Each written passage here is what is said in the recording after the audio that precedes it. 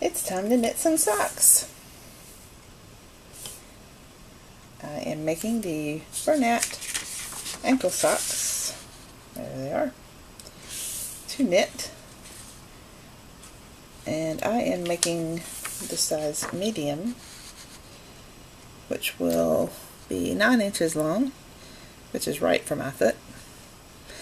And I already made my gauge swatches earlier. My first gauge swatch was made with a size 4 needle, and it was too big. Then I made a swatch with a size 3 needle, and it was just right. Using size 3 double pointed needles and Bernat Sox yarn. One ball makes a pair of socks, so I know I'm going to have enough to make a pair of ankle socks. I might even have enough to make 2 pairs. Now this big pile of yarn you see right here is left over from when I did my gauge swatches. What I did when I made my swatches is I'd finish it and I would just take it off the needle and then measure it. And then when I finished I could unravel it, and this is what came from being unraveled. So that's an unraveled gauge swatch there. I like to do my swatches that way. That way I don't lose any yarn. And I have all my yarn left over when I finish with my swatches. Don't know if you want to do that or not. And here's my other little tip. When I have some yarn like this, I'll tie a little stitch marker on the end of the yarn so that I can find the end instead of having to dig through all that to find the end. So just a little tip. So now I'm just untying it from my stitch marker and I'm ready to go.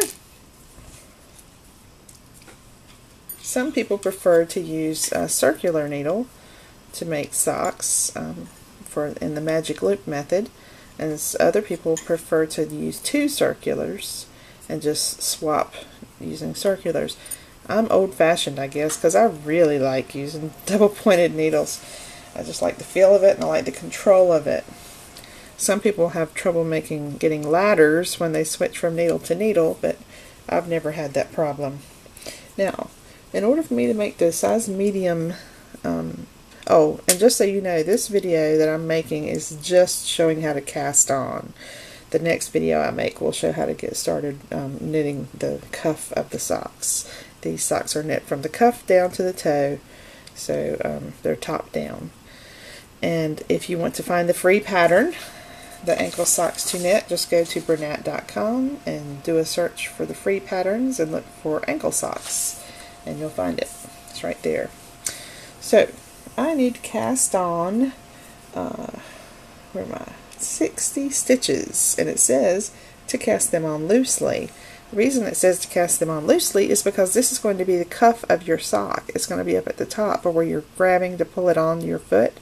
And if you make that too tight, it's going to be hard to pull up on your foot, and it's also going to be sore around your leg as you wear it. So make sure you cast on loosely so that it'll have a nice stretch to it. So you might even want to use a larger needle, but I'm just going to do with my normal size 3 needle, and I'm going to cast on loosely. And I need 60 stitches. So since this is a very thin needle and a very thin yarn, I'm not going to need to pull out 60 inches. I'll probably only need about 30 inches, because about ½ an inch for every stitch will be enough in the long tail method. That might even be more than I need, but that's what I'm going to get started with. So I need 60 stitches. There's 1, 2, I'm doing the long tail cast on. You can cast on however you want. 4, 5, 6, 7, 8, 9, 10. Okay, 10 is a good stopping point. I want to explain one thing. Now, I'm not going to be able to fit all 60 stitches on this one needle. What I'm going to do is I'm going to cast on 20 onto 3 needles. So I've got 10 so far, and I'm going to show you my trick on how I do that. 11, 12, 13, 14, 15, 16, 17, 18, 19, 20. Now at this point, it's time for me to start doing the next 20 on the next needle. And this is where it gets confusing for some people because they're thinking, how am I going to get this started on that next needle? So I'm going to show you what I do. I knit an extra stitch on this needle that I was using before, and then I just slip it over to the new needle. And now it's going to be easy to keep casting on. So I can drop my first needle and just let it sit there. And now I'm going to use my new needle and continue casting on. Now before I start doing that, I'm going to slide those stitches down on that first needle so that they don't slip off. I want them right in the middle of that needle. So I'll just slide them down and they can sit right there. So now I just need to pull the first stitch so it's close to the first needle. That was one. I need 20 on this one too, right? 2, 3. And when you get to a certain point, you can drop that other a little bit better. 4, 5, 6, 7,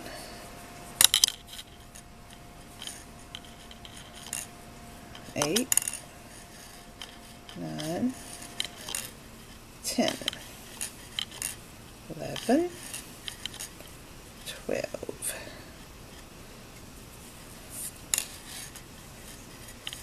13, 14, 15, 16, 17, 18, 19, 20. So now I need to do one more so that I can slip it over to the other needle. And I still think I have enough left to do 20 more stitches. I hope I do. So there's my extra stitch. Now I'll just slide this over to my new needle.